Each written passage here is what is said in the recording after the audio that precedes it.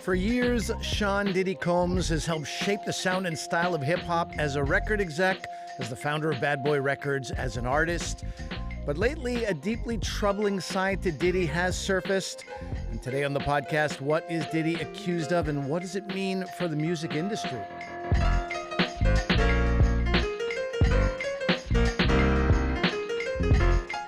I'm Ali Hassan, sitting in for Elamin Abdul Mahmoud. This is Commotion. And before we get into this, I did want to give a heads up that this conversation might be difficult to hear for some listeners. So much has happened since we last covered the controversy surrounding Sean Diddy Combs here on Commotion. At this moment, he is sitting in a federal jail cell in Brooklyn where he faces charges of racketeering and sex trafficking. And prosecutors are saying that Diddy used drugs and violence to lure women in and then allegedly forced them to take part in sex acts as part of his so-called freak-off parties. Diddy has pleaded not guilty to the charges. He's also facing a long list of civil lawsuits alleging sexual assault and physical violence.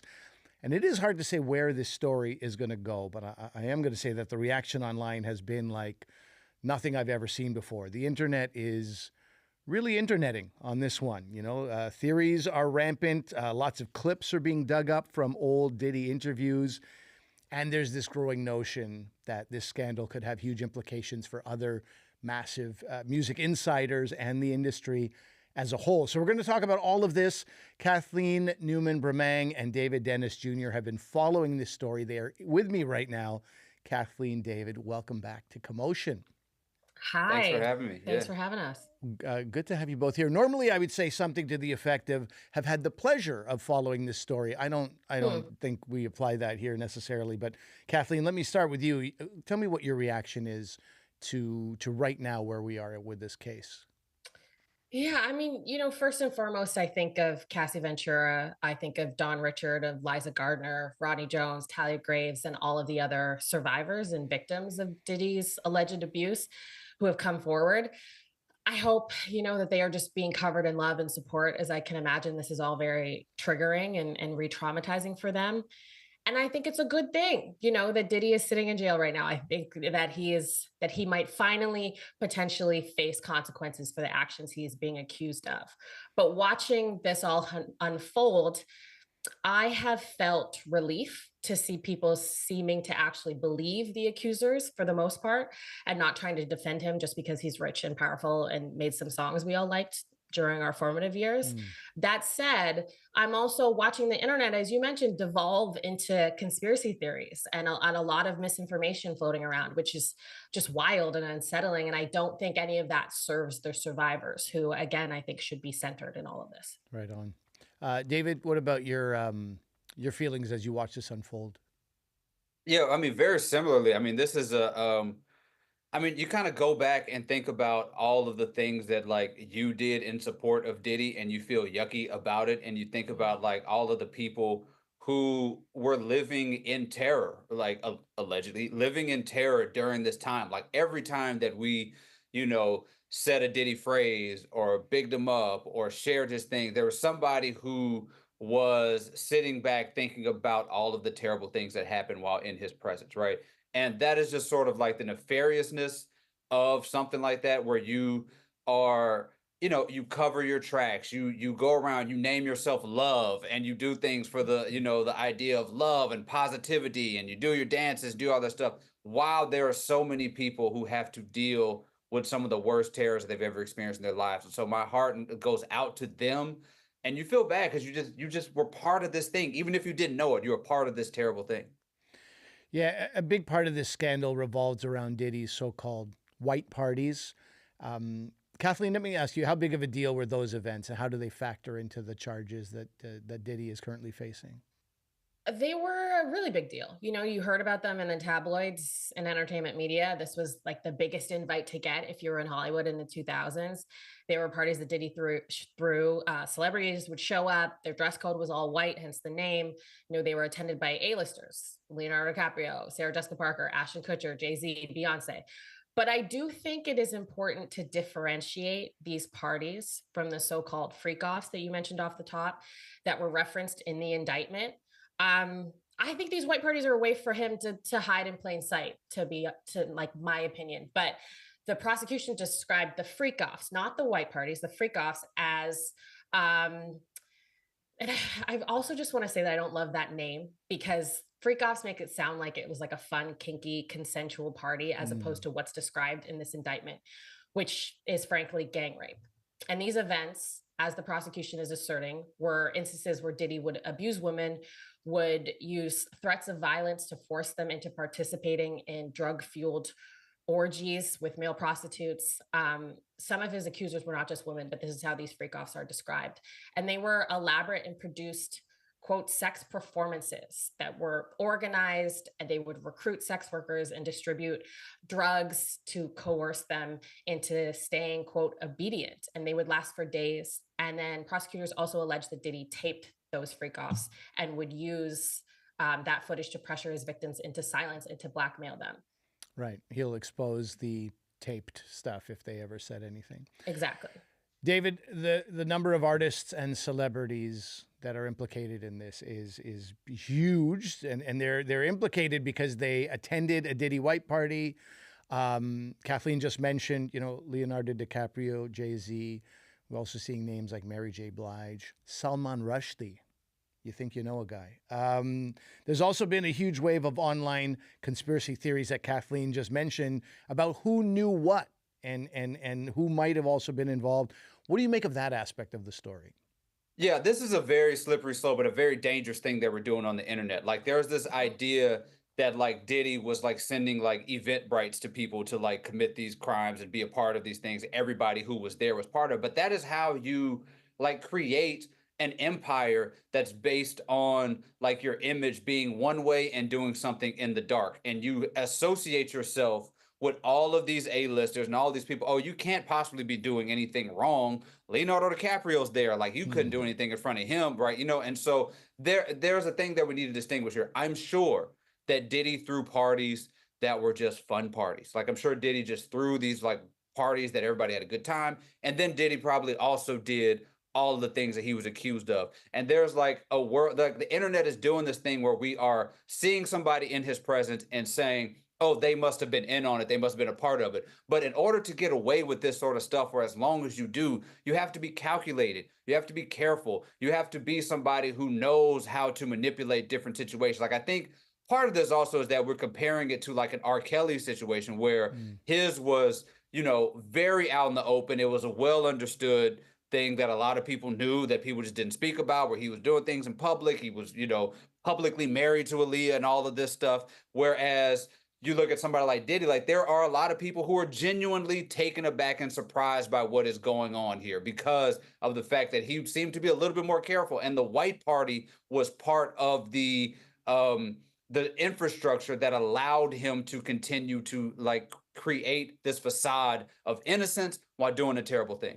Right. And Kathleen, you and David have both talked about sort of these theories and the dangers of them on the internet. I wanted to ask what it's been like covering this scandal amidst all the speculation and these conspiracy theories. Yeah, it's been interesting. I work at Refinery 29 Unbothered. We're not a news organization. So we do have more of an ability to give opinion and to take a stance. But we do take our entertainment journalism seriously. We take the opinion pieces that we put out seriously, and they have to be rooted in facts. And we are a brand and a publication that centers Black women.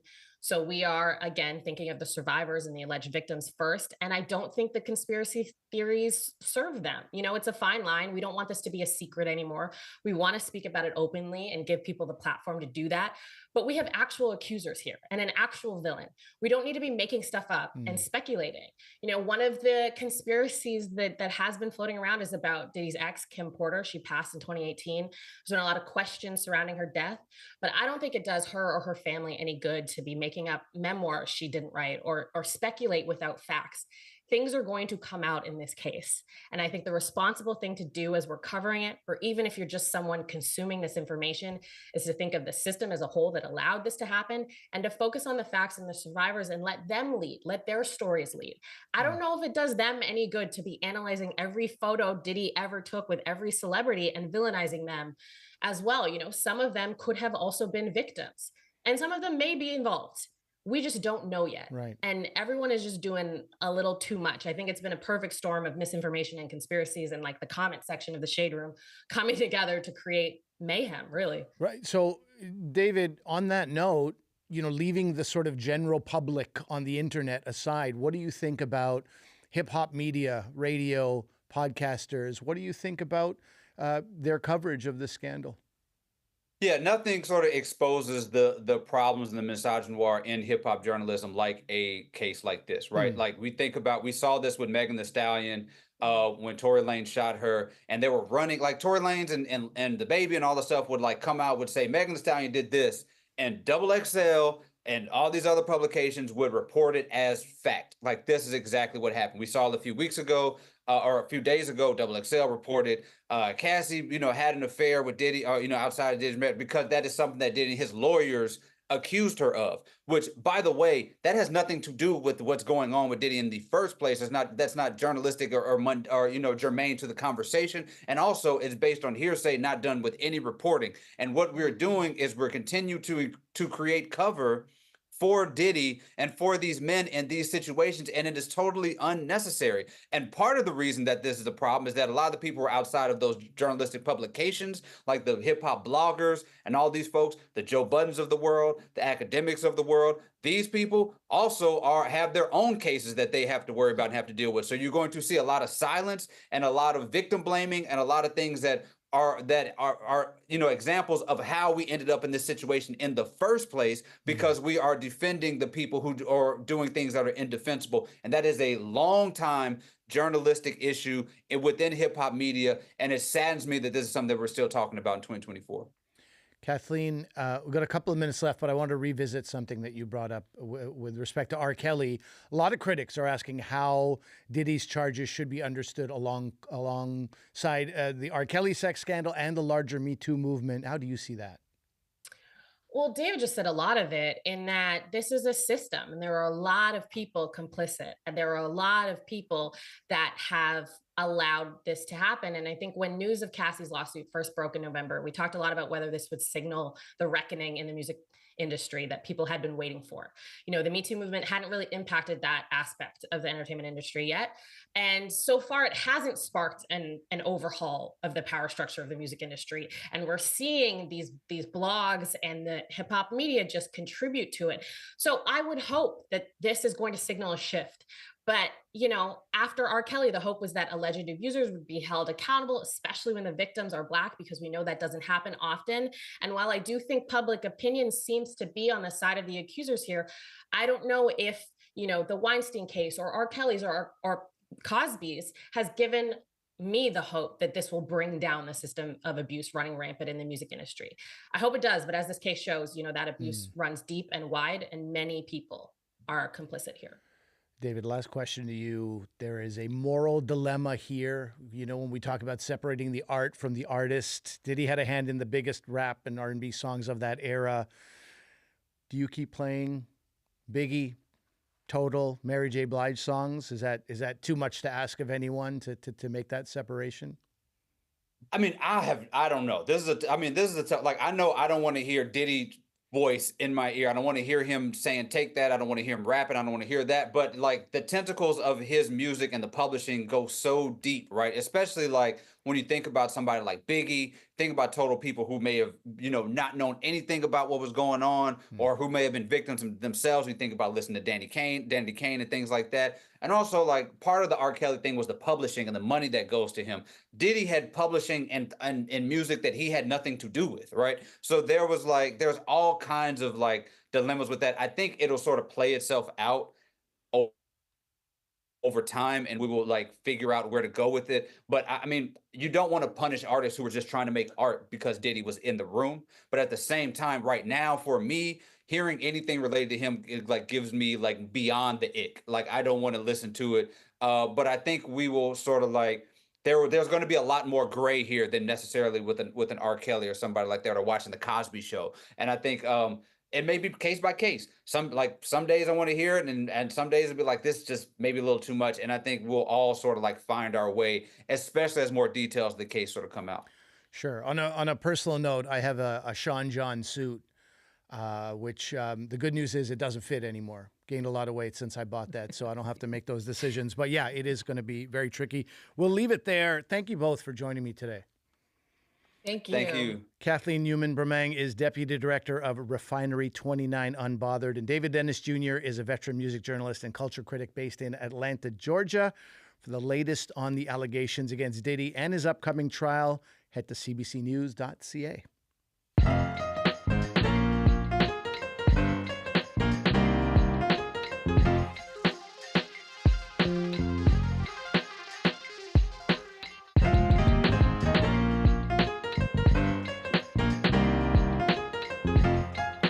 Hey, I'm Ali Hassan, sitting in for Elamin Abdel-Mahmoud. This is Commotion, and we're going to shift gears now to talk about a new movie that's just come out. One of those rare films that both parents and kids can enjoy, or at the very least, it'll make sure that you have a good cry together. Hello. Gosling's in print on the first thing they see. Which would be you? You're his mother now. I do not have the programming. No one does. That's a scene from The Wild Robot, a new adaptation of Peter Brown's 2016 children's book of the same name. The film had its world premiere at TIFF this month. It received rave reviews for its incredible animation and storytelling. To quote the headline of Vulture's review, "The Wild Robot will ruin you." Bold claim. We're going to find out now if that's the case. Arizona O'Neill is a huge fan of the book. She's also seen the film. Hi, Arizona. Hello. So for those that don't know the Wild Robot franchise like you would, can you briefly tell us what that original book was about? Yes, so it's about a robot who crash lands on an island that has no humans on it. It only has animals. And she has no purpose on this island. She keeps looking for someone to give her a directive. And all the animals want nothing to do with her. So what you heard in that last clip was she finds an egg that hatches into a gosling who imprints on her. So her task becomes to raise this gosling and make sure that it's capable of flying, away for the winter. And it's just absolutely a beautiful story. And you are a super fan. We should say I saw a picture on Instagram of you wearing a Wild Robot shirt. You've got the merch. And what is your personal attachment to this book? Let me just ask you. Yes, well, I worked in bookstores for a decade. And for 5 of those years, I was the manager of a children's bookstore. And when the book came out in 2016, it was an instant hit. And I recommended it constantly. You know, parents, they always ask for recommendations, more so than an adult store, because parents don't necessarily know what kids are reading. And I always knew that this one was going to be a success for every kid because it was genderless. Also, you know, you didn't have to worry about, is this story like, will boys not attach? Will girls not attach? So completely genderless. And just had like really beautiful illustrations as soon as you saw them that Peter Brown does. They're just incredibly sympathetic, and they're this black and white drawings of a robot hugging a goose. It's just really beautiful. Given that and your love for this book, there's always this mixed feeling when they're going to adapt a book into a film. You're like, yes, they're doing it, but also, man, they could totally screw it up. What was your feelings as the hype was growing around this film? Well, I'd seen the trailer just a bit. I didn't want to see too much of the trailer, but it seemed like they were going to stay very close. With a big franchise like this, and the series has multiple books, I didn't know if they were going to take a lot of liberties and incorporate the other books into it. And so I was very happy to see that they kept the bones and plot points of the book, because that, I think, is always the most successful adaptations. Of course, there are some liberties. The visual style is different than the illustrations. I really like what they did with the robot in the film, for example.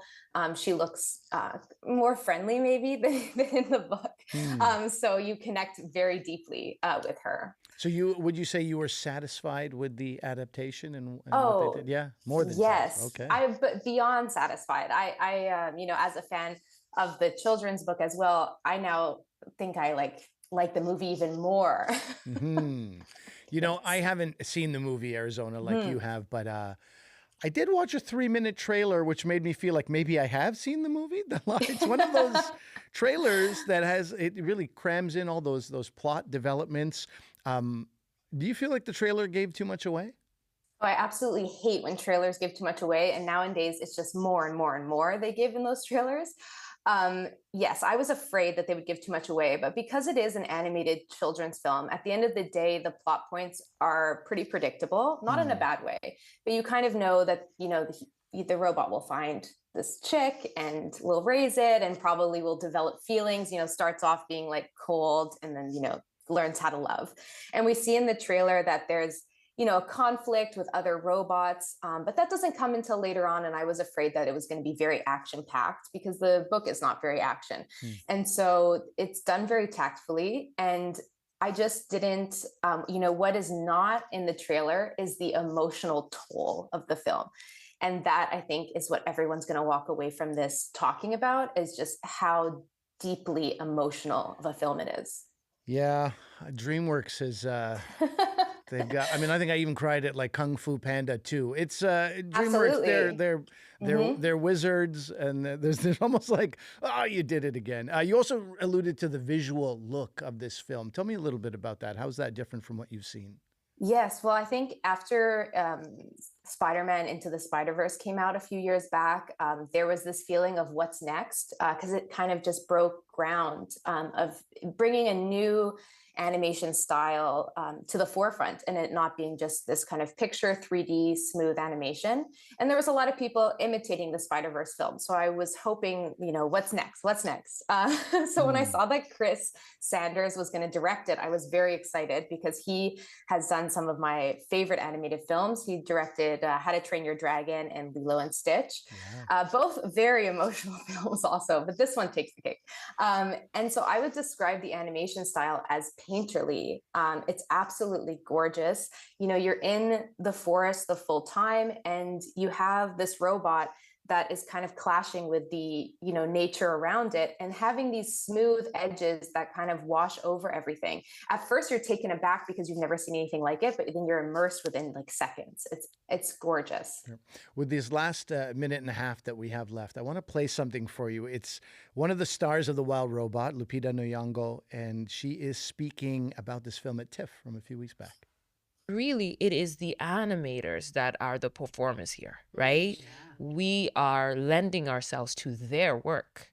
And so there's just a feeling of gratitude to be a part of it, and it is astounding what these people have done, and the painstaking work that goes into every single frame, and the fact that it's painted over by human hands. It feels both nostalgic and futuristic.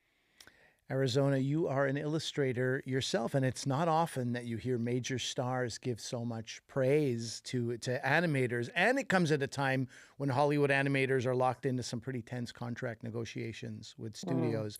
How did it feel to hear Lupita come out and say that? Oh, it's beautiful. I love how she said it's nostalgic and futuristic. I think that just captures, the groundbreakingness of this animated style. And, we do really need to appreciate animation and not just think it's for children. There are parents bringing their children to the movies. They need to enjoy it as well. I don't have children. I love children literature, and I just very much love animated films. So it's not, it's for everyone, I think. 30 seconds left. I'm going to ask you, it is for everyone, but do you see this being a massive blockbuster out of the gate, or something that eventually, sort of gradually, finds its audience on streaming?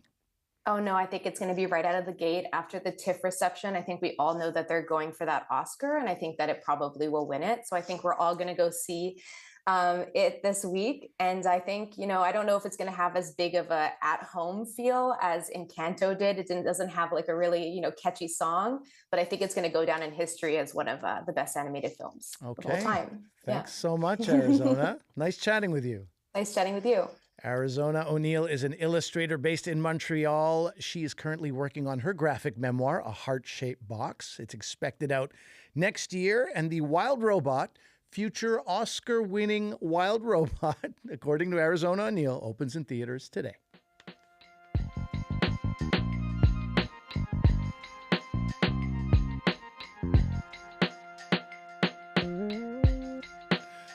And that's it for the podcast today. If you're listening to Commotion on the podcast, don't forget to give us a follow. You can also check us out on YouTube and Instagram. We're at Commotion CBC. I'm Ali Hassan, sitting in for Elamin Abdul Mahmoud. I'll see you again real soon.